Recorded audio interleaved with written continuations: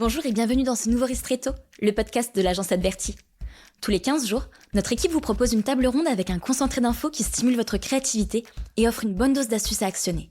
Stratégie, réseaux sociaux, référencement, marketplace, analytics, tous nos sujets de prédilection sont passés au crible sous forme de retours d'expérience, de conseils et d'analyse des tendances.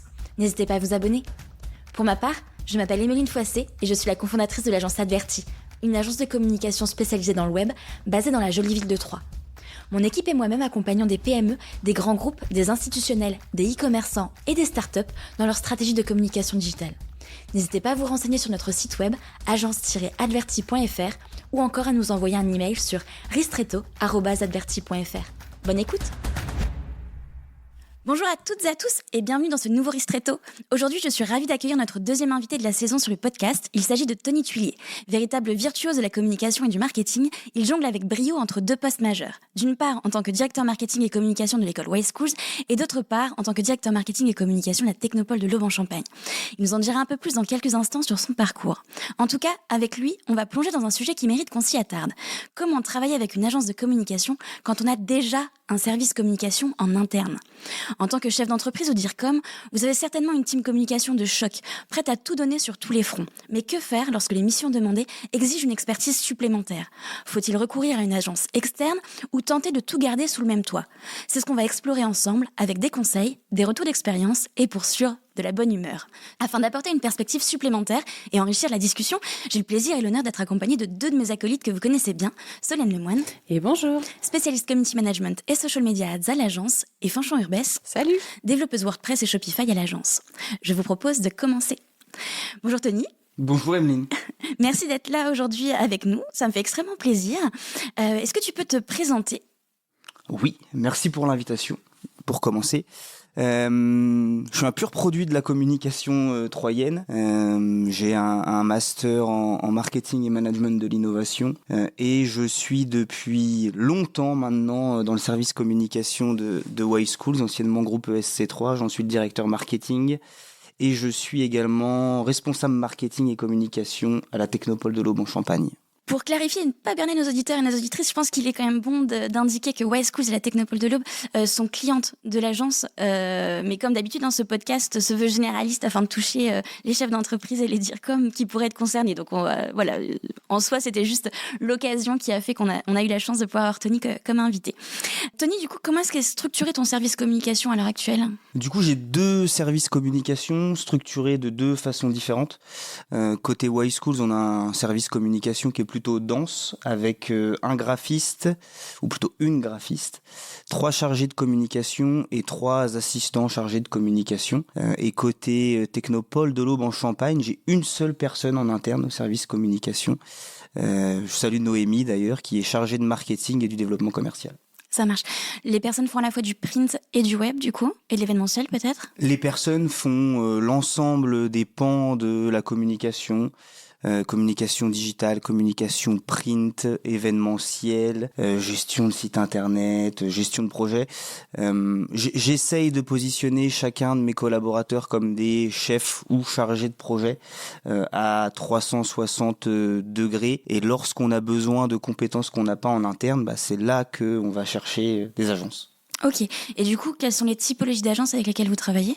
On travaille principalement avec 2 types d'agences, que ce soit à Wise Schools ou à la Technopole de l'Aube en Champagne. Des agences de communication globale, capables de gérer de la création visuelle, de la création d'identité graphique, et des agences de communication digitale, dont Adverti fait évidemment partie, avec des spécificités plutôt SIA, SEO, SMA sur les agences de communication digitale.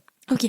Et pour toi, quels sont les avantages que tu vois à travailler avec des agences externes, sachant que tu as déjà un service de communication en interne sur les deux structures ? Oui, le premier avantage, c'est l'expertise. Dans une équipe de 6 ou 7 personnes à Wise Schools, je ne peux pas avoir toutes les expertises que nécessite la communication ou le marketing. Et donc, quand on va chercher une agence sur un sujet bien précis, on va chercher une expertise. C'est pas parce qu'elles sont à côté de moi aujourd'hui que je vais en parler, mais quand on travaille avec Fanchon ou avec Solène sur leur thématique de cœur, on va dire, on se rend bien compte qu'il y a des compétences qu'on ne peut peut pas avoir en interne. Et c'est aussi pour ça, c'est la principale raison pour laquelle nous, on va chercher une agence. Ensuite, il y a une question de bande passante. Est-ce que mon service communication à l'heure actuelle a de quoi gérer ce projet, a de quoi bien gérer ce projet En termes de temps, du coup. En termes de temps, tout à fait. Quand je parle de ça, je pense surtout à Morgane, la graphiste de Y Schools, qui est la seule graphiste pour travailler sur l'identité visuelle de 10 marques et donc la production de contenu pour l'ensemble de ces marques. Et il est évident qu'il y a des moments dans l'année où elle ne peut pas tout gérer. Donc le deuxième sujet, la bande passante en termes de temps. Et puis le troisième, c'est est-ce que finalement internaliser ce sujet va pas me coûter plus cher en temps humain que d'aller chercher un prestataire qui va peut-être passer moins de temps mais qui va être beaucoup plus efficace que moi. Ok. Et du coup, est-ce que parfois la demande vient de ton équipe ou est-ce que c'est toi qui ressens le fait que ce coup-ci, non, il va falloir être épaulé par une agence externe? C'est une bonne question. Je pense qu'il y a les deux. Sur les nouvelles recrues, entre guillemets, aller chercher un prestataire, c'est pas forcément un réflexe. Elles veulent tout internaliser, elles veulent tout maîtriser, elles veulent tout gérer. Et donc, moi, petit à petit, je les amène à se dire... est-ce que ça c'est vraiment important que ce soit moi qui le traite? Est-ce que j'ai le temps? Est-ce que j'ai les moyens? Et surtout, est-ce que j'ai l'expertise? Donc, j'ai envie de dire que c'est souvent moi qui vais aller chercher la compétence externe, mais petit à petit, on a une culture d'aller chercher du prestataire. Ok. Super. Et comment est-ce que tu gères la répartition des tâches, des responsabilités entre ton service de communication et ce qui va être externalisé au final? Comment est-ce que tu prends cette décision par rapport à la typologie? Ça va dépendre des sujets. Il y a des sujets assez techniques. À Y Schools, on est une PME. On a 250 salariés. Le service communication, c'est 6 ETP. Quelques alternants, et lorsqu'on recrute quelqu'un, on va aller chercher cette compétence de chargé de projet qui va être capable d'être à la fois virtuose sur sur le print, sur l'événementiel, sur le digital, mais qui n'est pas expert de tous ces sujets-là. Je prends le SMA, je prends le SIA, je prends le SEO. C'est des compétences qu'il faut actualiser quasiment chaque jour. Et sur ces sujets bien précis, on se pose même pas la question d'internaliser. Lorsqu'on va travailler des campagnes Google Ads, il y a tellement de spécificités, qui évoluent, de contraintes aussi qui sont fixées par Google, que forcément on doit aller chercher de la compétence extérieure. Que ce soit sur des agences locales ou parfois sur des agences un petit peu plus nationales qui sont ailleurs. Un coup, je parlais à un chef d'entreprise qui me disait qu'il avait envoyé sa chargée de com faire une formation en marketing automation sur Paris. Et du coup, je dis c'est intéressant. Pourquoi? Quel est l'objectif derrière? En gros, il me dit qu'ils avaient 2 scénarios à mettre en place et tout, et que personne n'avait les compétences en interne. Donc du coup, il fallait bien que sa chargée de com soit formée.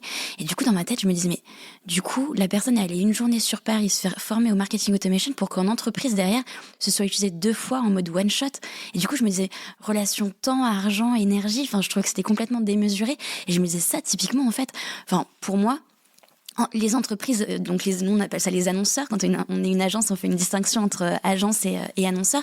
Pour moi, je me disais, ça valait pas le coup. Pour moi, il faut passer par une agence ou par un freelance, par ce que tu veux, mais en tout cas par quelqu'un qui va te mettre en place ce scénario one shot et miser sur d'autres compétences pour ton chargé de com en interne.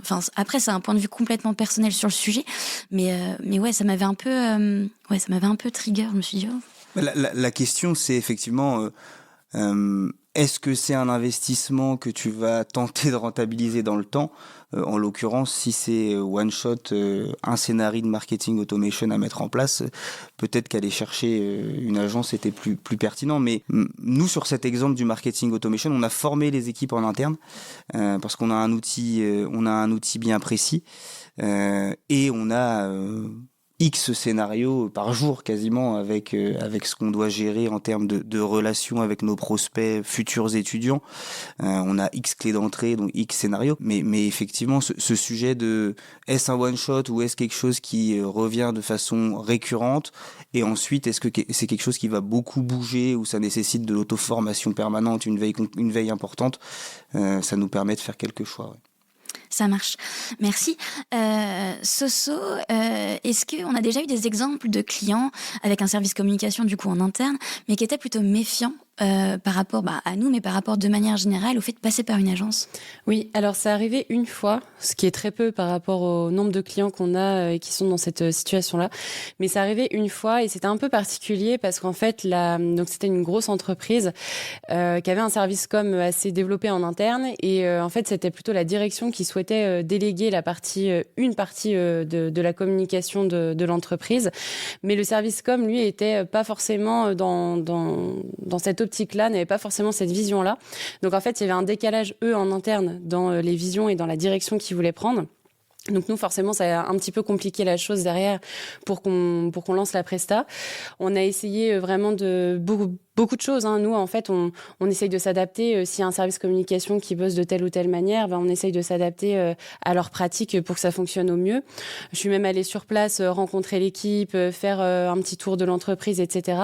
Et c'est vrai que, en fait, en interne, ça bloquait trop parce que il y avait pas cette même volonté d'un service à l'autre, quoi. Donc du coup, ça s'est pas fait. Ils ont été trop méfiants par rapport à ça. Mais c'est pour ça que c'est important, en fait, quand vous êtes une entreprise et que vous avez un service com que vous souhaitez déléguer, c'est important de bien communiquer entre vos services et d'être bien raccord en fait sur cette volonté-là, quoi, parce que sinon ça peut mener à des situations conflictuelles.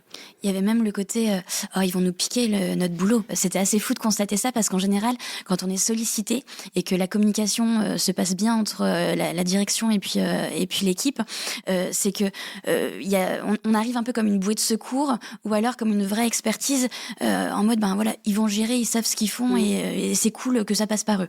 Mais là, c'était vraiment ils vont nous piquer notre boulot. On était comme des concurrents en fait.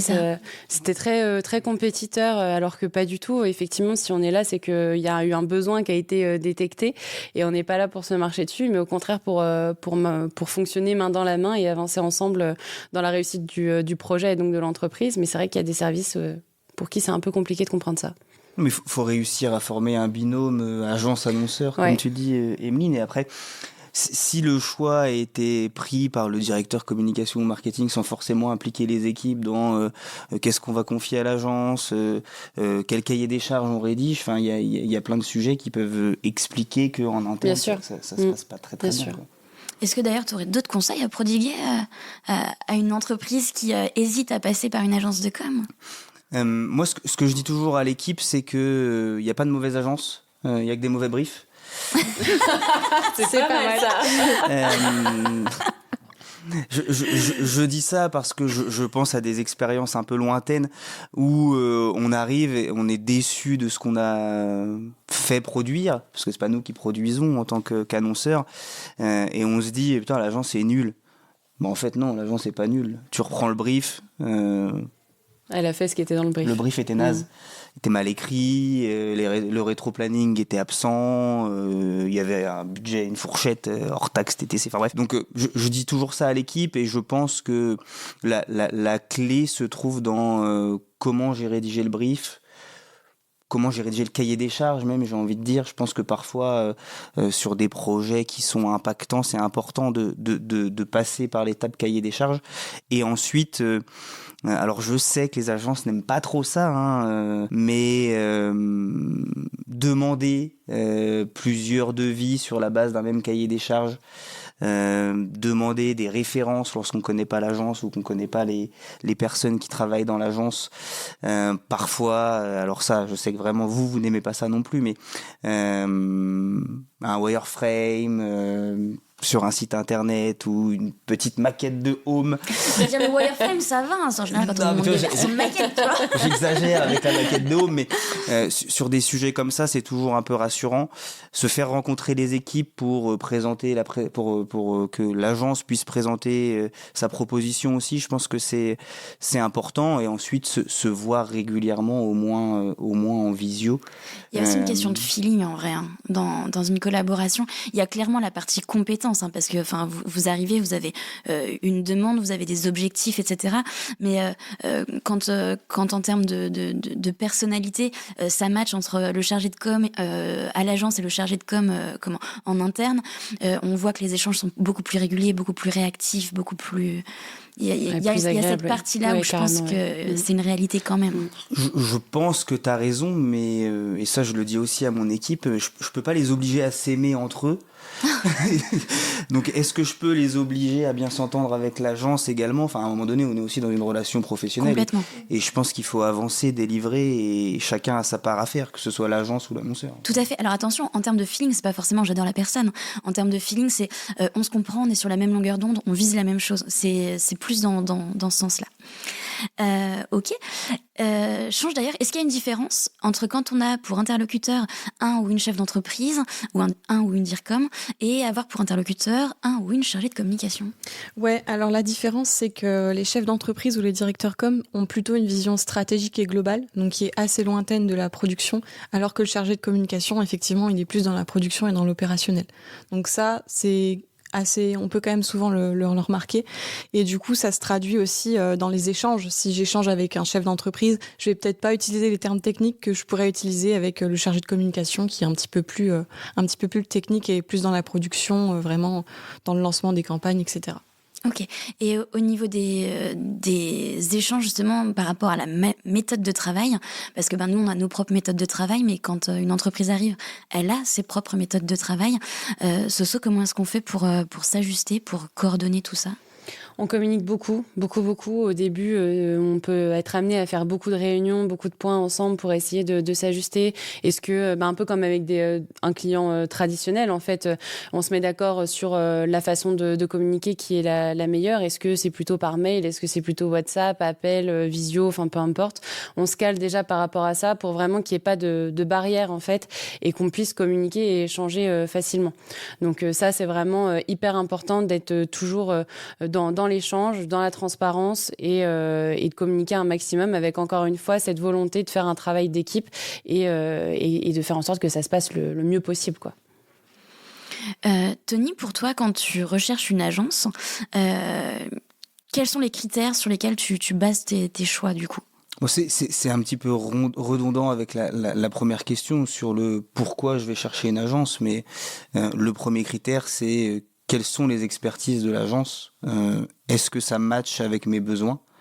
Le deuxième critère, c'est l'aspect un petit peu logistique, j'ai envie de dire. Est-ce que en termes de budget ça fonctionne? Est-ce que en termes de rétro-planning on arrive à se caler? Et enfin, c'est l'aspect, ce que tu appelais tout à l'heure un petit peu le feeling. Est-ce que j'ai déjà travaillé avec cette agence? Est-ce que je connais des gens qui ont déjà travaillé avec cette agence? Ou est-ce que j'ai déjà travaillé avec un des individus de l'agence? Et je pense que c'est ça qui fait la différence. Très honnêtement, en tant qu'annonceur, on sent assez rapidement qu'avec tel ou tel individu, avec telle ou telle agence, ça va bien ou pas bien se passer. Et je pense que c'est la même chose de votre côté, les filles. 2 contacts, 2 mails, un mail resté sans réponse, tu sais pas pourquoi. Tu te dis, oula, ça démarre mal, ça s'emmanche mal. Et généralement, quand ça démarre mal... Alors que nous, au bout d'une journée sans répondre à un mail, on s'excuse, quoi. C'est vrai. C'est vrai. Bon, vous étiez partis faire la fête à Paris, en même temps. C'était pas la fête. D'ailleurs, ce sera c'est l'objet de notre précédent podcast sur notre retour sur le salon du marketing. Parmi la différence, je rebondis juste sur la dernière question que j'ai posée à Chonche par rapport aux différences entre un chargé de com comme interlocuteur et puis un DIRCOM. Il y a par exemple la partie KPI. En général, c'est souvent le chef d'entreprise ou le DIRCOM qui va insister sur avoir un tableau de bord temps réel, avoir l'analyse mensuelle, voire hebdomadaire ou quinzomadaire dans le cas de campagnes qui sont très importantes et sur une courte durée. T'es d'accord avec ça, Tony ? Je crois que je suis obligé d'être d'accord. Mais ça s'explique. En tant que directeur marketing ou en tant que chef d'entreprise, tu gères tes budgets.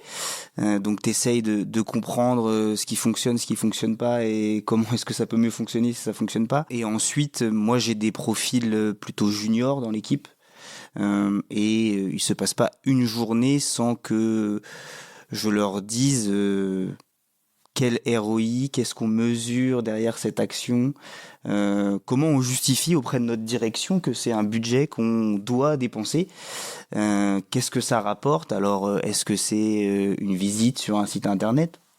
Pourquoi pas ? Est-ce que c'est un lead ? Est-ce que c'est un lead qualifié ?